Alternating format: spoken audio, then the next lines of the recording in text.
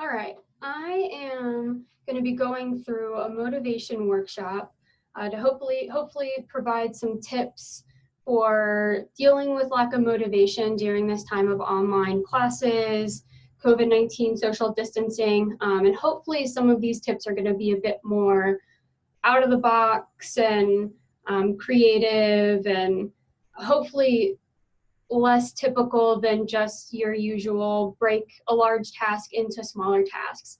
My name is Jess Westcott. I am a counselor at Cook Counseling. And yeah, hopefully this is helpful. This is my first recorded Zoom workshop, so hopefully it goes well. I do have just some sort of like memes and funny tweets scattered throughout here to hopefully bring you a chuckle. But I think this brings up a good point that we are having to motivate ourselves and do classwork and GA work and personal work all in the same space. And that typically isn't conducive to motivation. So just want you to take a little bit of time and think about what in particular has been difficult for you, especially as it relates to motivating yourself to get stuff done. Some of that might be related to the physical space that you're working in. It might be that you've got kids at home, roommates that want to talk and socialize, and it's difficult to stay on task. But what's been especially difficult for you recently? In thinking about that, I really want to offer some validation. If there's been one topic that's come up the most with the students that I work with at Cook, it is across the board and consistently with undergrads and graduate students alike, motivation. Not just because of online learning, but being at home more, not being able to socialize as much. So you are definitely not alone in whatever it was that came to mind. So the first thing I want to address is I've had a lot of questions about what do I do with the living space that I'm in. Typically, I'm able to go to class or go to the library and study, and then I can go home, and that's my personal space. And we're in this weird time where for a lot of us, our personal space has also become our workspace, and that can be really inhibiting to motivation. I'm going to take you back to your undergraduate or even high school level biology class or psychology class, and you might have heard of a thing called state-dependent learning. Some of the tips for state-dependent learning for studying might have been try to study in the same place that you're going to take your test. That's not always possible. But this is really what I'm pulling from when giving recommendations on what to do with your space. It's essentially setting up your environment and your habits to cue to your brain that this is a work time and productive time, that you're moving from lounging or socializing or engaging in self-care, and that it's really time to get to work. This is going to involve establishing some sort of routine, small routine, large routine. It could be just a few steps that take a few seconds. It could be a routine that goes throughout the whole day. And we'll give some examples in just a bit, but that is one thing to keep in mind, that I'm going to be asking you to establish a routine. The next big thing is just to give yourself indicators. So I'm going to move into some examples of what this might look like. So for when you are moving into work time, study time, research time, you want to give yourself cues and consistent cues that you do every single day to tell your brain that you're getting into work mode. So an easy example for this would just be before you get started with your schoolwork, every day you go and you pour yourself a glass of water. So that's, again, that kind of routine. You're giving yourself a cue. But really, the more that you can build on this, the better, and the easier it will be for your brain to recognize, oh, okay, I need to get into work mode. Another example is just lighting the same candle. You know, maybe you've got your study candle that's eucalyptus scented, and then you've got your self-care candle that's lavender scented. Changing your clothes is something that's super, super helpful. I know we really just want to stay in pajamas and leggings all day, and that's fine. You could even have your work leggings and your self-care leggings. But any way to change what you're wearing, to change your environment, can be super, super helpful in telling yourself, okay, I am changing what I'm doing. This could even just be literally changing a hat. You know, maybe you have your work baseball cap and then your Netflix watching beanie. Listening to the same playlist, Teen Days, which kind of does like chill wave music, released a work at home playlist that's really good, but listening to the same music or the same playlist. So again, cue that you're in a workspace. Using just a specific pen depending on the task. This next one is a little bit more of that setting a routine, but so maybe for you, what you do before you start on schoolwork is you go and every single time you check Canvas, you check your planner, and then you open up the next task that you want to do. You really want to find ways to elicit your senses. Again, I use like lighting a candle. This could be like having a specific study snack. Changing clothes, again, changing kind of like tactile feeling, any way that you can elicit your senses and really bringing out those cues that it's time to get to work. Just give you some time to think about something else that could be helpful. When I did this workshop, this actual workshop that wasn't recorded, someone brought up that she's just been changing her pajamas. So she's got study pajamas and she has work pajamas, right? Not asking you to get into a suit and tie, but just any way that you can cue your environment.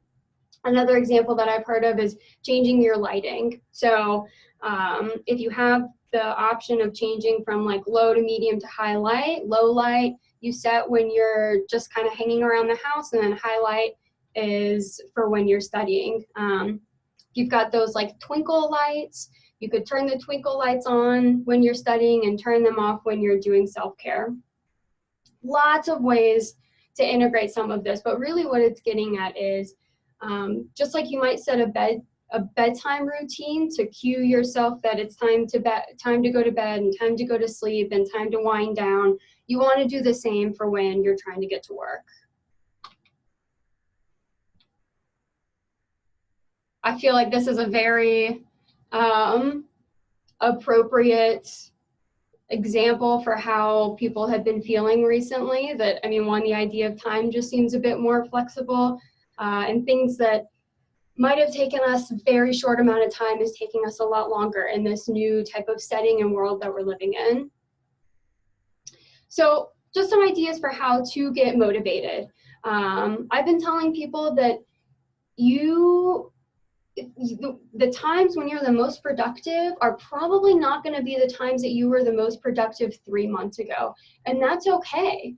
I've heard so many, especially grad students, saying, you know, I used to get up at 6 a.m. every morning and, you know, go for a workout and get started on my research, and now I can't even get out of bed till 10 o'clock. That is pretty typical right now and is totally understandable.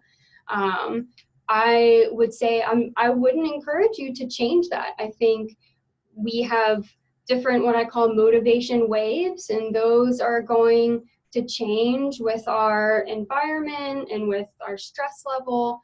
And so it's more helpful, instead of trying to force that back into what it was before, to just go with whatever is happening currently. So I say you ride the motivation wave, finding when are you the most productive, and then really leaning into that time.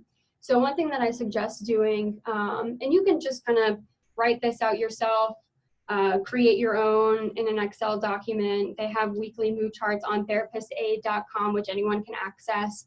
But I encourage people to actually use like a mood chart to track their motivation. So this is one that I did a few weeks ago when COVID-19 really we were kind of starting to get in the thick of it. And I used green for very, very motivated, red for not motivated at all. You can figure out the scale.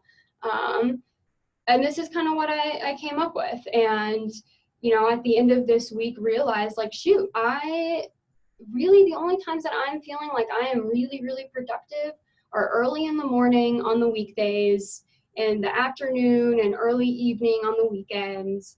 And then on Thursday, Fridays, more in that like late afternoon, evening time. And this is not how it's been typically. I tend to be more of an evening person when I get stuff done. And that has changed to where I feel the most productive right when I get to work. And that's really when I can lean into productivity. So for you, try to track where your motivation is happening, and then instead of changing it, just try to write it. Try to lean into it and make the most of your productivity for when it's already happening naturally.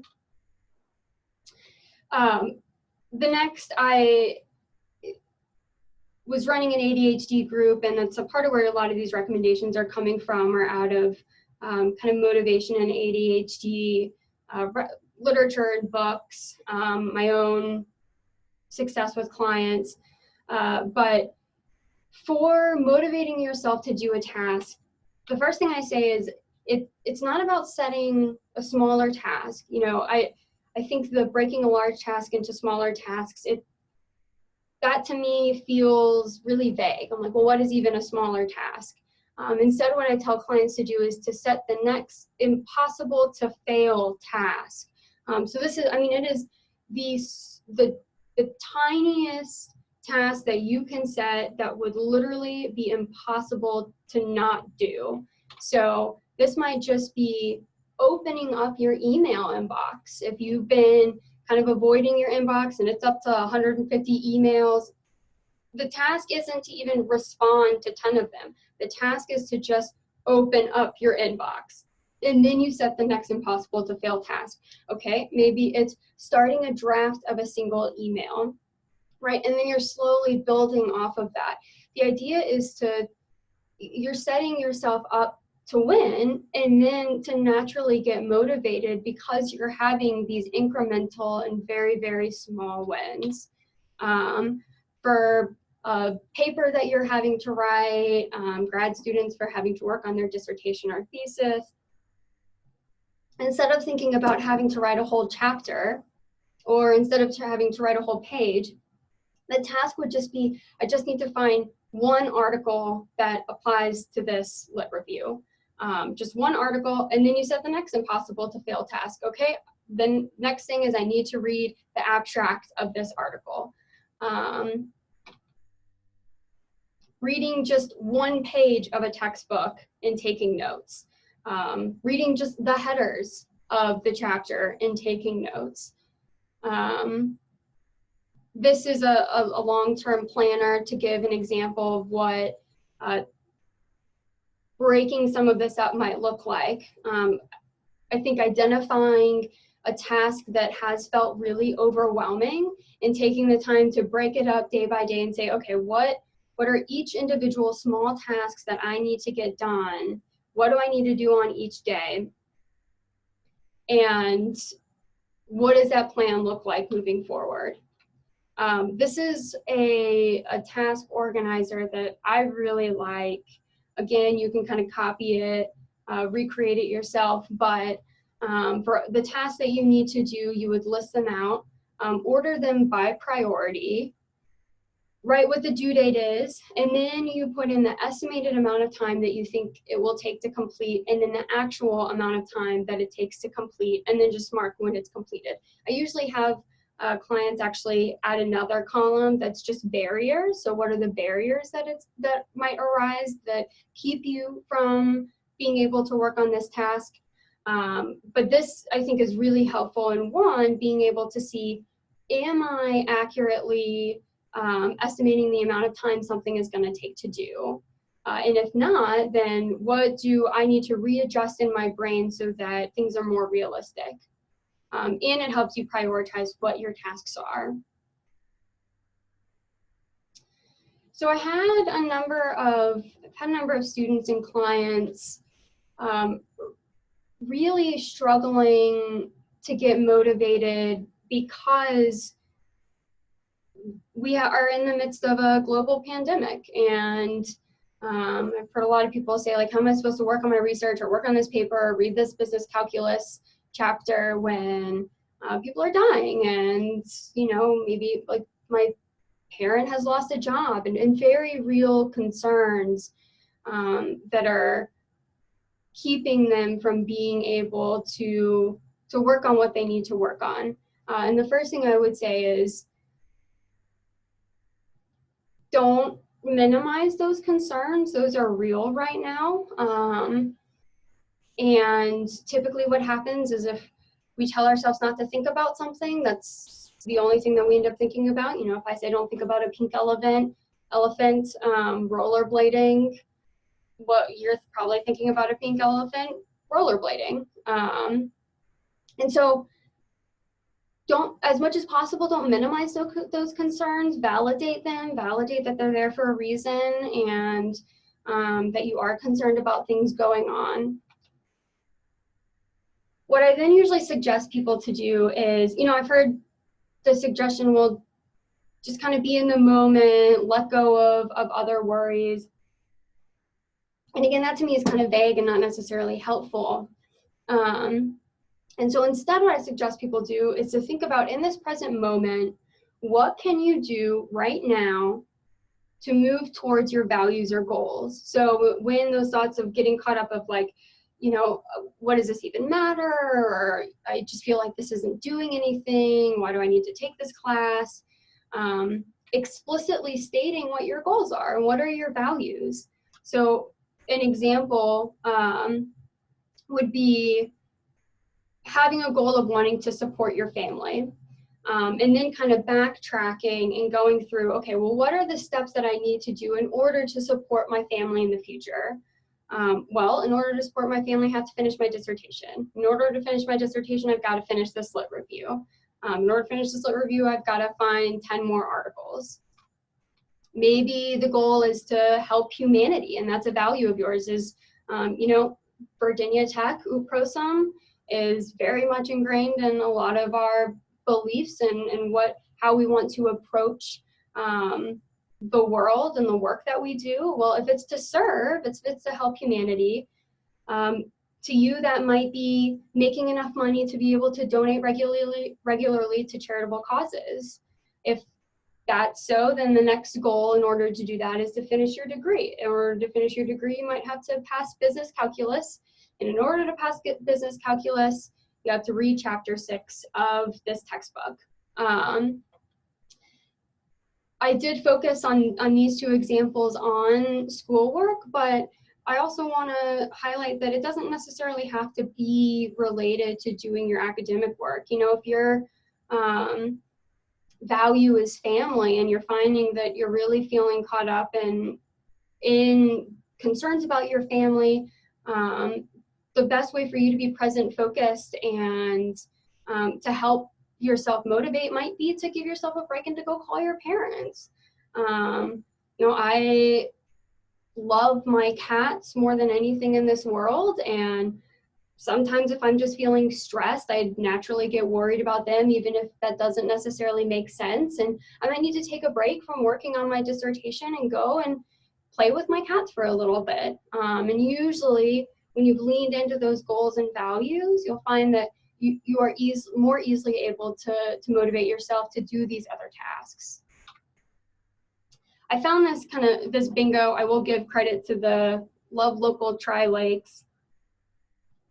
But, you know, in thinking about that we are in this really difficult time for our country and the world, they kind of came out with this local bingo that I really like, and I would encourage y'all, if you are getting caught up in, you know, I feel like I'm not doing anything, I'm not helping, or how can I finish this paper when, you know, people are dying.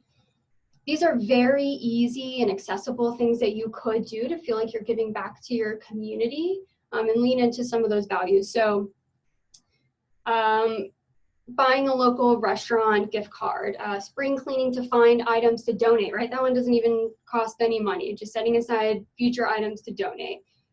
Writing an online review for a local restaurant, sharing a positive social media post,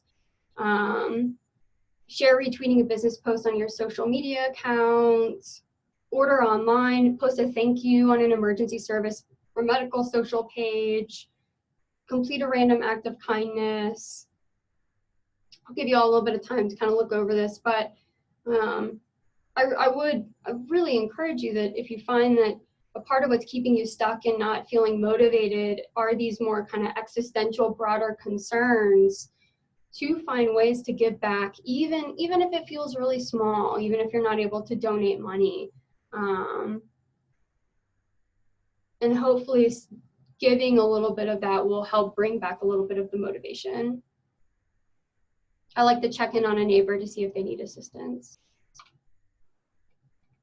All right, so just some other ideas is establishing some rewards. So first, a reward could just be kind of celebrating yourself, giving yourself a pat on the back. Again, I will reiterate that, I haven't talked to a student yet that hasn't had difficulty with motivation during this time. And so that might mean that we celebrate wins that we usually wouldn't have celebrated before. If that means finishing a paper or even finishing a page of a paper, celebrate that and be proud of yourself. Establishing other rewards when you can. So even if that's just getting the next online order that you set, or pick a delivery for groceries, getting your favorite type of ice cream and rewarding yourself with some ice cream, getting takeout from your favorite restaurant, even smaller rewards like getting to watch half hour of a TV show after you finish a task.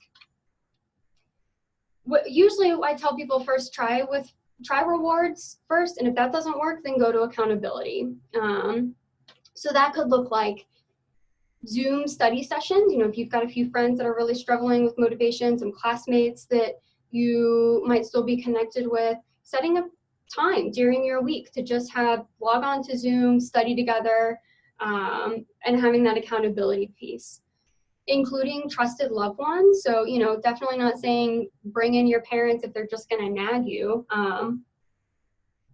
But if you've got a partner, if you've got a roommate that you really trust, maybe it is a parent, to have check on you and ask, hey, did you get that thing done that you were wanting to get done?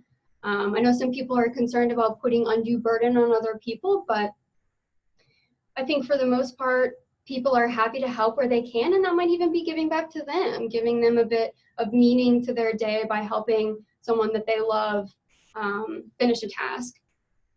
Involving your advisors or professors, this is kind of more for grad students, but you know, when I was struggling to work on my dissertation, I emailed my advisor with kind of like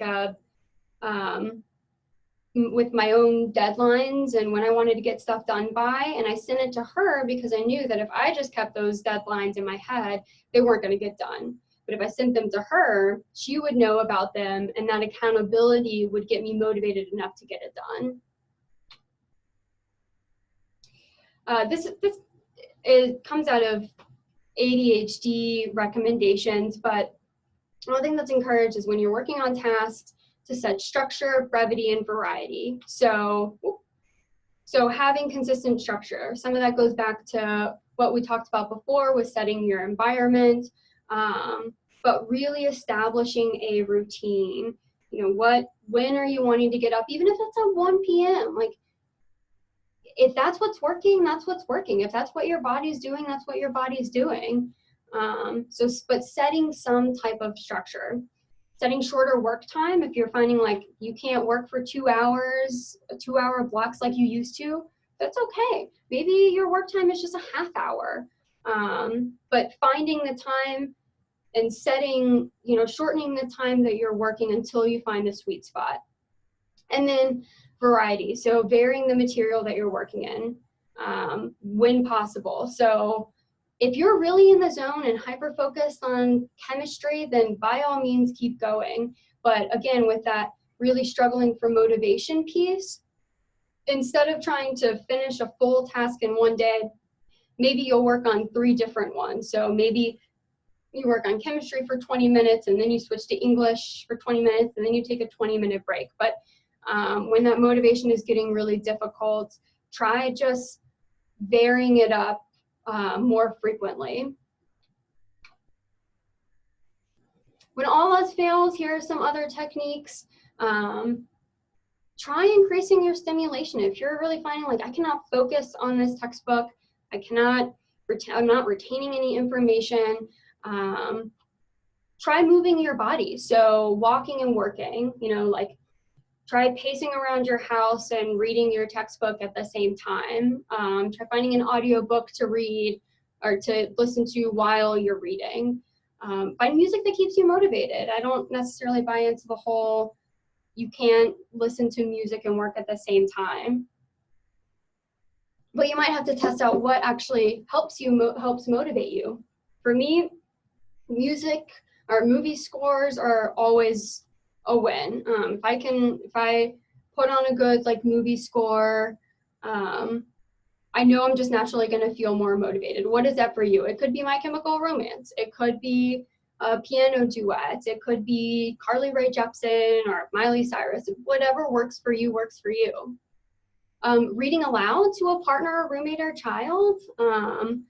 So, you know, if you're really struggling, just asking someone, hey, can I read to you? And see if that helps. Distractibility delay is a technique where if you're finding that you're really getting distracted as you're trying to work, you have a notebook on hand and you set a timer for the amount of time that your attention span is at. So again, that might be shorter. So maybe it's 10 minutes. So you set the timer, and whenever you find that you're working on this task and you get distracted by a thought, you write down the thought in the notebook, but you keep working on the task. Whenever the timer goes off, then you can revisit the notebook and decide what is something that I can put off doing, or what is something that I wrote down that I'm feeling distracted by that I need to get done right now. If it's not a need to get done right now, then you do the same thing over again, set the timer for another 10 minutes, and then keep working. But allow yourself, if it's something that you need to do immediately, to go ahead and do that. And then you just repeat this process until the task is done. I think this can be helpful for kind of tracking, are you finding themes in what's distracting you? Or is there something that keeps coming up that you really just need to take care of that's keeping you from being present focused? Using visual reminders, so putting like colored sticky dots or notes around the house or around your space to where you find that you're often distracted. So like, you know, if you're finding that you're looking at the clock a lot, putting a colored sticky note on the clock to give yourself an indicator that when you see that, oh, it's a cue for I'm getting distracted, I need to get back to work. Putting it on like a cell phone, you know, if you find yourself reaching for the cell phone, you see the visual cue, that might be a good moment of choice where you can decide, no, actually, I do still need to continue working on this task. And then just setting alarms to check in with how your motivation is and how productive you're being. You know, this might even be like every 2 minutes, you might need to set an alarm to check in. Ideally, that alarm will get longer and longer as you continue to go, but giving yourself some extra check-ins. The next is just some self-compassion. So I know I've said this quite a bit, but we're in a really difficult time, and this is impacting people across the board. I've heard of faculty members who are tenured and have had to ask for extensions on getting manuscripts in and getting journal submissions in. So first is just to have some compassion for yourself. Advocate for yourself. So I think right now professors are more lenient than they've ever been, in part because this is it's impacting us in every area of our life. So if you're really feeling like I am too overwhelmed, I am not going to be able to get this assignment done, if there were any time to email your professor and ask for an extension, this would be it. I would encourage you that when if you are thinking about reaching out to your professor, try to pick the most difficult task, the most difficult assignment that you're having to work on, that's really keeping you behind, and ask for the longest extension for that. So that hopefully if the hardest task is off your plate or you feel like you have a bit more time, it might make everything else feel a little bit easier. normalize, normalize, normalize. You know, hopefully if you've watched this, you can remember that I've said multiple times that a lot of people are struggling right now, and use that to normalize your own experience. How would you treat a friend is a good technique to use if you're finding that you're really being hard on yourself. Just asking if a friend was going through the same thing, if a friend was saying this about themselves, how would you treat them? How would you respond to them? I had a very wise client who read something about that we wouldn't put up with it if someone else was talking to us as cruelly as sometimes we talk to ourselves. And I think that is definitely true. So just remembering, some of the times when we're being the most self-critical, we probably wouldn't put up with it if someone else was saying that to us, and we certainly wouldn't say it to a friend or a loved one. So just trying to tell yourself what you think a loved one would say to you. Starting a self-compassion journal, writing yourself some affirmations, and if that doesn't feel believable, asking a trusted loved one to write some affirmations for you. Sometimes it's easier to go back to what other people have said and believe that than it is to believe ourselves. Engage in self-care. I know a lot of what we're doing right now can feel like self-care, but it might not actually be self-care. If you're finding that you're watching Netflix 10 hours a day, that's probably not self-care anymore. It's probably just the new routine. But finding what is actually bringing back energy into your life. What are the things that do help you get motivated and that help you feel better about yourself? And then acknowledge the cycle. This is kind of the cycle. It is specific to ADHD, but I've seen this a lot, and what's happening currently is people are kind of going through this cycle of feeling more focused, then starting to procrastinate, self-medicating to try to cope, then they feel guilty and start neglecting other responsibilities, then they feel paralyzed, and then they feel like quitting. So I present this one to, again, normalize the experience, but two, because having self-compassion and kindness for yourself is often what helps interrupt the cycle. So, you'll see some of these suggestions. I know this is small, but learning to say no, planning in self-care time, asking for help and having other people offer help and not neglecting yourself. Stop the self-beating and the self-deprecation. So really, I think what helps not continue that cycle of lack of motivation and productivity is to offer yourself self-compassion, because what inevitably happens is you feel so unproductive that then you feel guilty, and then you feel worse about yourself, and then you're less productive. So remembering that cycle happens, and sometimes we need to take care of ourselves and be kind to ourselves to stop the cycle and then get remotivated. This is what I'm just gonna end on, but it's just another bingo, a self-care bingo that might be different than just watching Netflix all day, but taking a nap, that one, I'm not sure how helpful that would be either. I think we're sleeping a lot right now, but maybe it would be. Write down your favorite 3 quotes, stretch for 3 minutes, breathe, at-home karaoke, have breakfast in bed, write out your proudest moment, pamper yourself, have a virtual happier coffee hour, write someone a letter. I love this one, plan your dream vacation. Make a music playlist with friends and family, maybe with other students. Maybe you could have a specific playlist based on like a class. Try a new recipe, thank a colleague or a friend, do a childhood activity, make a fort. That would be great. Watch a good docuseries, give yourself a moment to feel whatever, go on a walk, but really just taking care of yourself. I hope this has been helpful. Feel free to revisit this whenever you want. And yeah, if you do need anything, if you're wanting to talk to a counselor, Cook Counseling is available to see students. Our phone number is, I had to look it up because now I'm blanking, 540-231-6557.